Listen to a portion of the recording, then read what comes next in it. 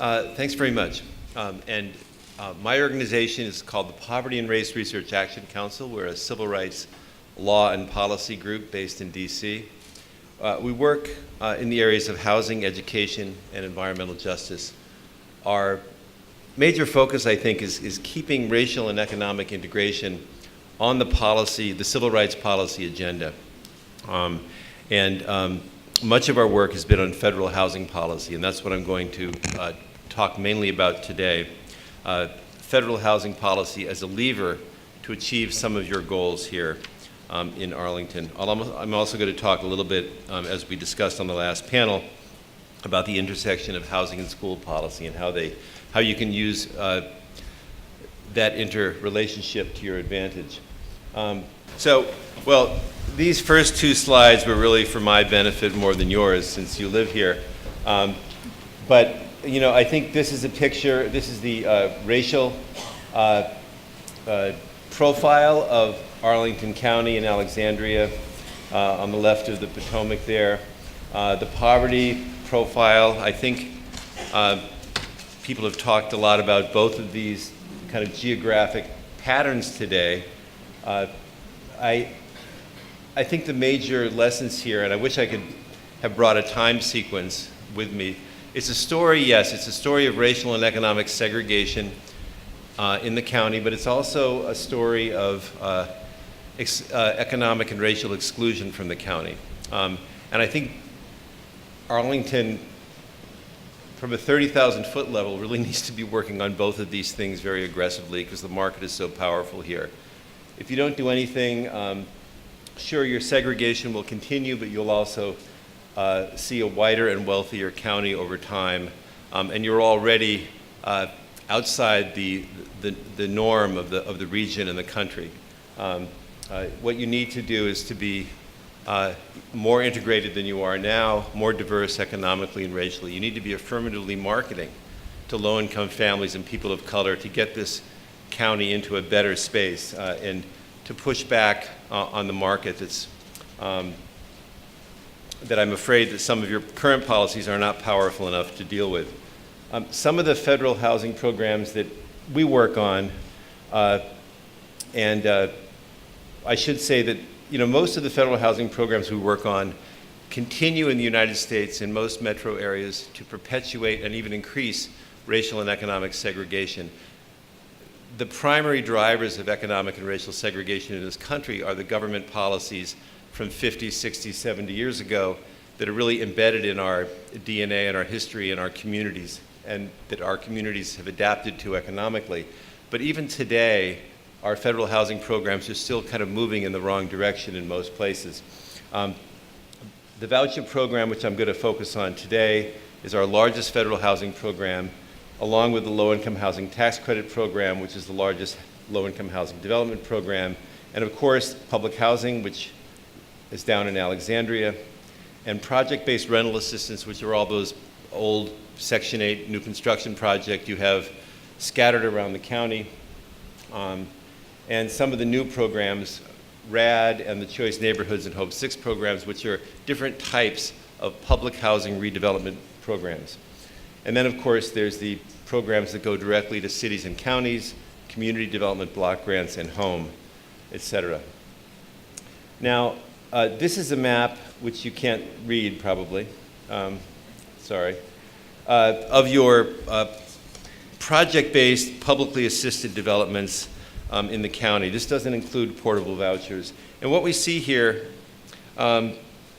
is what we see in most places, a kind of a clustering, particularly of family projects for families and children in the lower income, more racially concentrated areas.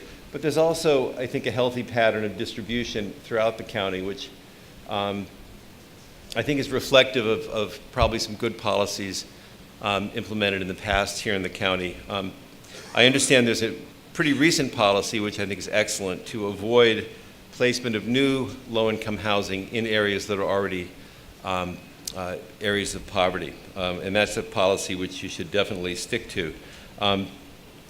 The county has you have a variety of housing development and preservation investments that are coming from the county directly and not from the federal government, which is also exemplary. And with those programs as well, it's important to remember to preserve, to keep your eye on preserving housing, not just in the poorest areas, but also in the higher income areas. Your sister county in Virginia, Montgomery County, Maryland, is famous for a really aggressive program of development of low-income housing in areas of high opportunity. Now, I was not able to construct a map before coming here of the Housing Choice Voucher Program in Arlington County, so I took an old slide of St. Louis in St. Louis County. I don't know if the pattern here is quite as dramatic, but here you see this almost kind of grotesque concentration of housing choice vouchers in the highly segregated economically and racially areas of North St. Louis, and then to the left there, areas around Ferguson and North County in St. Louis. This is a pattern very common throughout the United States, in some places worse than others. One of the major drivers of this pattern of segregation in the Housing Choice Voucher Program is the use of region-wide fair market rents, which has been the pattern at HUD for about 35 years, almost since the very beginning of the voucher program. The maximum rent on a housing voucher that a tenant can use on the market was set by the 40th percentile of all rents in the region. So in the St. Louis region, with the highest density of really low-cost units in the center and the north side, you basically are pulling the rents down for everybody in the whole region who has a voucher. And it tends to steer families into poorer neighborhoods. And that's true across the board, and it's worse in the more highly segregated metros, but it's also true here in Arlington and the DC region. So finally, after being aware of this problem for decades, HUD finally did something about it in 2016 with the small area fair market rent rule, which permits public housing authorities anywhere in the country to adopt vouchers by the median rent in the zip code rather than by the median rent in the entire region. HUD went a step further and made this new way of setting rents mandatory in 24 metro areas in the United States. And one of these metro areas is here in Washington, D.C. And this is a pretty revolutionary change. It means that families can now access rental units in every zip code in their region. This is a map of the entire DC metro area, and we're going to zoom in here on Arlington County. This is a huge opportunity for Arlington County and the 1,500 voucher families that are living here. Those zip codes in yellow are zip codes where there are substantial rent increases compared to what have been the current region-wide fair market rents. In some of those yellow zip codes in Arlington County, the allowable rents for voucher families is going up, say, for a 3-bedroom by $200, $300, $400, $500 a month. I mean, it's really giving families access for the first time. The formula that HUD used to select regions for the small area FMR, the 24 mandatory regions, looked at two things. One, are vouchers severely concentrated in the region? And two, are there lots of rental opportunities available outside of those concentrated areas if the rents were high enough? And sure enough, the DC area has lots of rentals, even in those yellow zip codes, that families can now access. Now, of course, you need some supplemental help for those families. They need mobility counseling. They need outreach to landlords to attract them into the program. You may even need a source of income discrimination law to prevent discrimination against landlords who discriminate against vouchers. I would urge you to do that here. You would join about 72 cities and counties around the country that have done that. And I should say that this was such a great policy that Secretary Carson suspended it last August.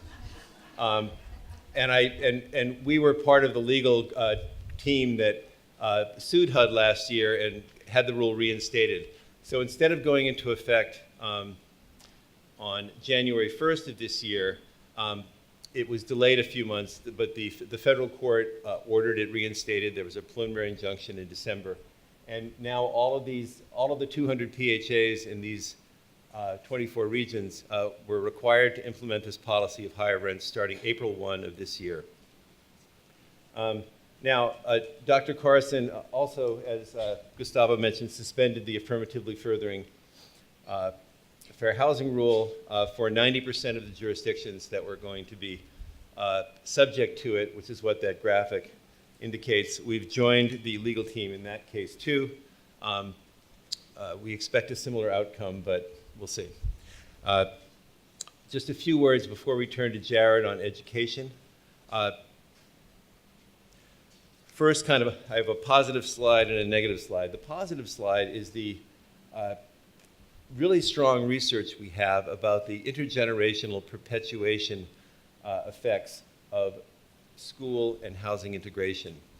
Kids who attend integrated schools statistically have much stronger short-term and long-term educational outcomes, leading to better college access and long-term job access, and importantly, a significantly higher tendency to choose as adults to live in integrated communities, to work in integrated workplaces, and to send their own kids to integrated schools. This is true for whites, blacks, Latinos.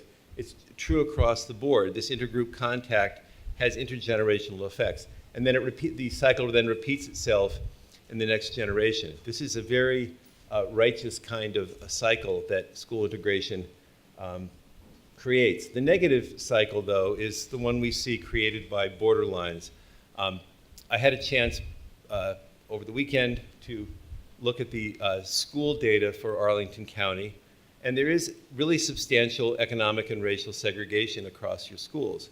And that was discussed a little on the previous panel, and it really has a lot to do with implicit bias. It has to do with perceptions about school quality that are based, A, on the test score, the aggregate test scores of the school, and B, on the racial and economic makeup of the school. People assume lower quality, even if the quality is identical or better, in the school that has the worst reputation. People make housing decisions based on that.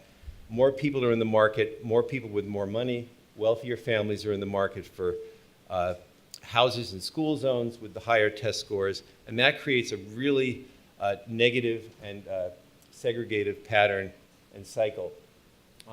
This infographic, which isn't the greatest one I've ever seen, just because I created it,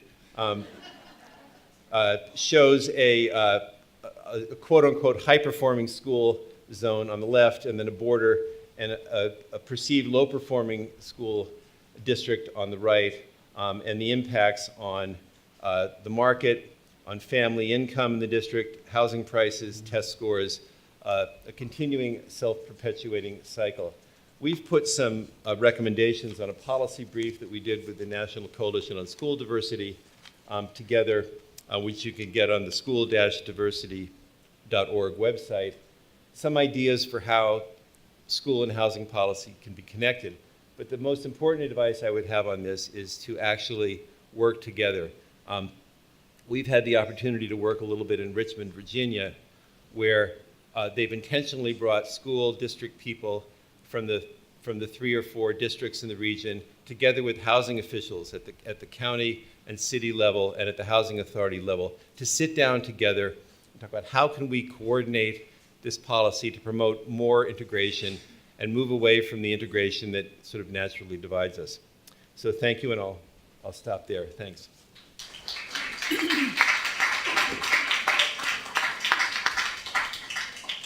Thank you, Phil. I think too often we do have a tension between schools and housing in our suburban communities as we seek funding for programs. So I love the suggestion about joining forces and working together to create positive benefits both for schools and for housing and families.